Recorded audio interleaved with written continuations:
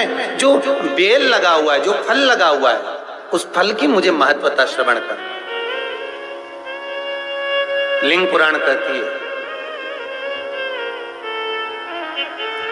महाराज जो बच्चा हकलाता हो, अर्थात बोलते बोलते अटक जाता हो या वाणी हकला रही हो, तो शास्त्र कहता है कि बेल का जो फल होता है, उस बेल के फल को धीरे से फोड़कर, ऊपर से चक्कू से उसको साफ कर कर अंदर से पूरे उसका जो गुर्दा है बेल के फल का, उसको निकाल लीजिए। और उस बेल के फल का जो गुर्दा है उसको निकाल कर वो खाली कर लीजिए बेल का। महाराज सोमवार के सोमवार 5 सोमवार उसमें पानी भरकर भगवान शंकर को समर्पित करिए। एक पात्र, शिवलिंग में से जो जल नीचे गिरे उसके उधर पात्र को लगा लीजिए। महाराज समर्पित कर कर जल को झेल कर ले आइए। जो व्यक्ति वाणी से हकला रहा हो उस व्यक्ति को वो जल भगवान शंकर का जो शिव महापुराण का मूल मंत्र है, श्री शिवाय नमस्तुभ्यम, उस मंत्र का जाप कराकर धीरे धीरे बुलवाते हुए उस पानी को पिलाना प्रारंभ कर दीजिए। केवल सोमवार को ही करना है और सोमवार को ही पिलाना, इसके सिवाय नहीं करना।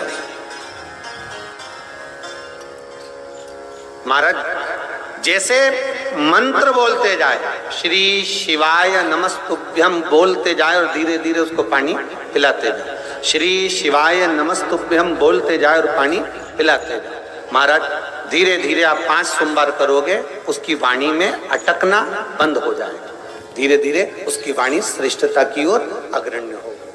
तो बीले की महत्वता भगवान लिंग पुराण के अंतर्गत वर्णन कर रहे हैं, भगवान शिव कह रहे हैं। स्कंद पुराण के अंतर्गत, लिंग पुराण के अंतर्गत, नर्मदा पुराण के अंतर्गत, शिव महापुराण के अंतर्गत कि जो बीला है, इस बीले की महत्वता, इस बीले का सुख क्या है कि फल का गुर्दा, बेल का जो फल होता है, बेलपत्री का फल, उसका जैसे गुर्दा, उसके अंदर का जो भाग होता है बेल का गुर्दा, उसको अग्नि में जलाकर उसकी भस्म तैयार कर कर छान कर जब आपके यहाँ विद्वान ब्राह्मण शिव जी का अभिषेक कराते हैं, पूजन कराते हैं, तो उसमें लिखते हैं पूजन के साहित्य में बेलपत्री, धतूरा, दुर्वा, ये उसमें नीचे लिखेंगे भस्म। लिखते कि नहीं लिखते? लिखते हैं ना, भस्म अभिषेक में चाहिए रहती।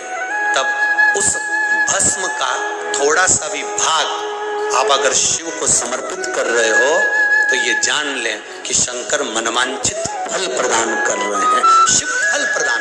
महाराज घर में अगर लक्ष्मी नहीं आ रही, किसी कारणवश कोई कार्य ऐसा हो गया हो कि आप बहुत मेहनत कर रहे हो, सफलता नहीं मिल रही हो, लक्ष्मी प्रवेश नहीं कर रही हो, तो महाराज बेल का जो फल होता है, उस फल के अंदर का जो गुर्दा होता है, बेल के फल का अंदर का जो भाग होता है गुर्दा, उसको लेकर घर पर आओ और सुखा लो। सुखाने के बाद उसको जलाओ, जलाकर उसकी भस्म तैयार करो। उस भस्म को अच्छा बढ़िया पीस लो, पीस कर कपड़े से छान लो। महाराज उसको छान कर जब आप शंकर भगवान का पूजन करने के लिए शिव मंदिर में जाएं, महाराज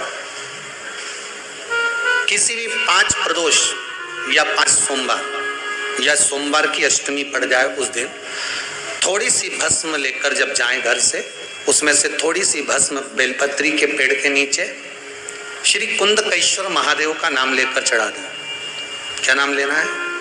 कुंदकेश्वर। उसी में से थोड़ी सी भस्म जो बेलपत्री के वृक्ष के नीचे आपने चढ़ाई या बेलपत्री के वृक्ष की जड़ में चढ़ाई, उसको लेकर आओ और वही वृक्ष माता पार्वती का नाम लेकर भगवान शंकर के ऊपर चढ़ा दो और अपनी मनोकामना कर कर 1 लोटा पानी शिव पर समर्पित कर दो। चुटकी भर, बस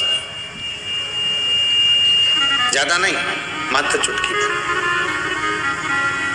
5 प्रदोष भी पूरे नहीं होंगे, और बाबा चाहेगा कि आपका जो लक्ष्मी रुकी हुई है, या व्यापार नहीं चल रहा, या कार्य नहीं हो रहा, तो बाबा उसको एक प्रदोष, 2 प्रदोष करोगे, तीसरे प्रदोष में तो बाबा धक्का लगा ही देगा। कैसे ही लगाएगा, वो लगा। अति प्रिय बेलपत्री किसका प्रतीक है? माता पार्वती। जमा जगत जननी जगदम्बा, आप लोगों ने अभी नवरात्रे गए हैं तो नवरात्रे में दर्शन किया होगा। माता का जहां यज्ञ होता है, सप्तसती से यज्ञ हो, चाहे मां अम्बे जगदम्बा का जो यज्ञ होता है, उसमें बेले के फल की भी आहुति लगती है।